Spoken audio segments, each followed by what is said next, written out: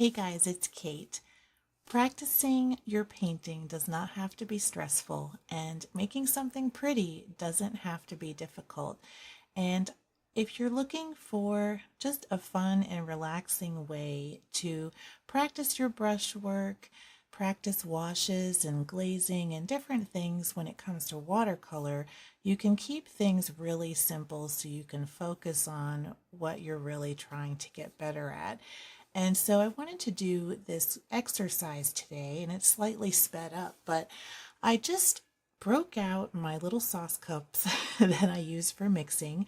I am working on 6x9 B watercolor paper with the Kuretake watercolor set that I just got and a small quill brush. And I wanted to practice just making some plain washes, doing some glazing, and I'm using my favorite simple circle shapes.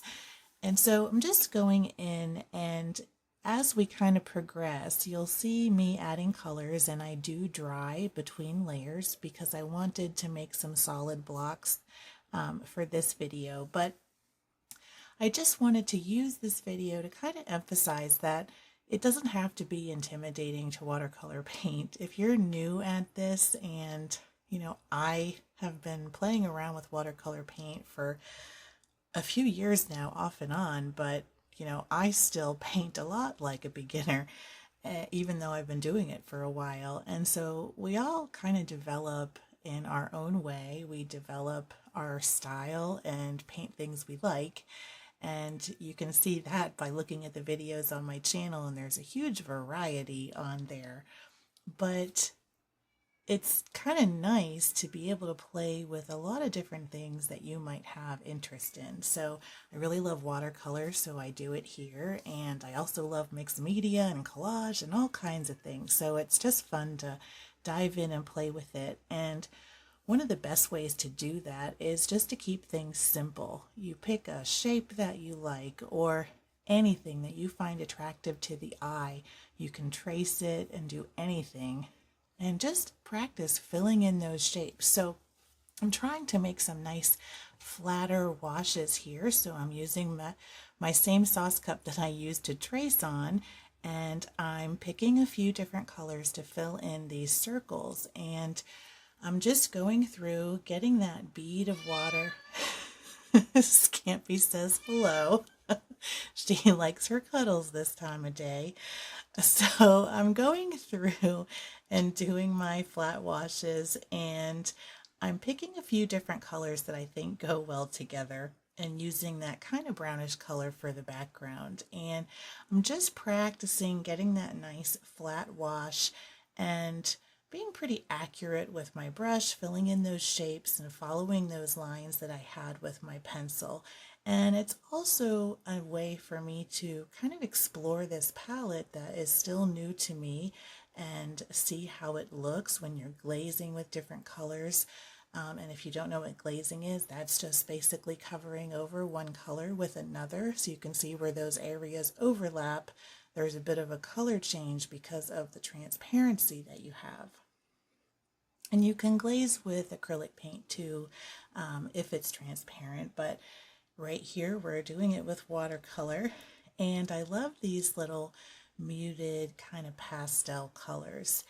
And I'm filling in the circles with this, but it's so relaxing just to have something to focus on and not really think about what you have to do next. You're just sort of going with the flow. And for my last little set of circles, I am picking that sort of greenish yellow color to go over the top. I don't know if you can hear Scampy. She's purring, but probably the microphone's picking her up. So anyway, my cat and I hope that you really take this to heart when you're starting out with painting and your paints, and don't worry about keeping it simple or developing too fast. I mean, at the end of the day, this is supposed to be something that's really fun for you to practice and gain skill with along the way, which I'm doing here with my channel and kind of sharing my journey with you. And so after I do my painting, I'm going in for some doodles, and I broke out the Posca pens for this and also my colored pencils. And I wanted to keep things sort of toned down and neutral, and I'm just kind of deciding at this point what I really want to put on my paper. And so I'm just sort of starting out here by outlining my circles after all of my watercolor has dried and I've taken off my tape. But sorry, my cat is so distracting. It's terrible. Okay, so I'm trying to do this voiceover and she's just up in my face and I'm trying to follow along with my video while I do the voice. But anyway, thank you for having patience with me while we try to get through this video together. But anyway, I'm going in with my light colored Posca pen. This is kind of like an off-white color. I don't have the color name off the top of my head, but I'm just going in with some simple dots. And I really loved how this paper turned out at the end. And it's just very simple doodles and practicing mark making and the brushwork. And I was using a new quill brush that I got recently at Hobby Lobby, and I've been really enjoying using it for my projects.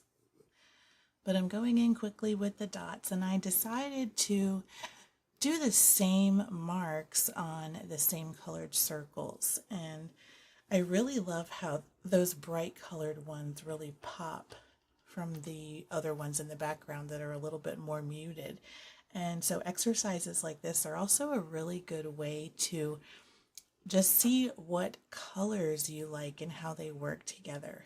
So I'm grabbing some colored pencils and going through with some light marks. I just wanted to kind of have some fun with my mark making, and I really don't use my colored pencils enough, and I have them just always kind of sitting off to the side, and I need to pull them out more because they're just something different. It's a different kind of texture to work with. So I'm just going through and making these shapes, and I realize as I'm going through with that sort of peachy pink color that you can see that the first one over to the right that I did has a completely different mark. So I end up kind of correcting that later and combining the two, which made it exceptionally exciting. But now I'm going in with my purple, and I'm just trying to choose colors that sort of closely match the color that I had painted. So just a little bit of contrast there, but not too much, just kind of fading into the background. I really wanted the focus to be on those bright yellow circles in the front, and that was kind of, I guess you could say, my focal point among all these circles. And I liked how the composition kind of turned out. So I'm shading in those sort of brownish background pieces and just going around the edges with a darker pencil color. And I like that texture, how it turned out there. And again, I'm just sort of zoning out while I'm doing this and practicing. And that's actually why I didn't talk while I was filming either. And, you know, sometimes you just need a little bit of that in your life. It's such a calming and relaxing feeling to just let go and do some doodles and mark making and simple painting. And this is just circles, but I just loved how it ended up looking at the end.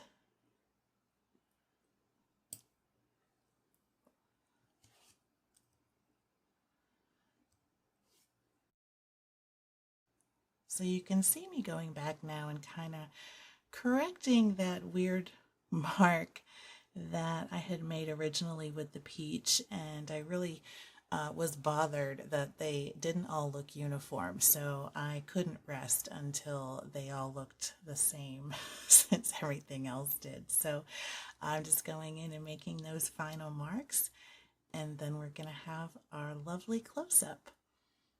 And like I said, it's just very cute, very pleasing to me anyway. And I really had so much fun doing this. And I hope you do something like this too to practice your brushwork. Thank you so much for watching today. And until next time, keep creating, even if it's just circles.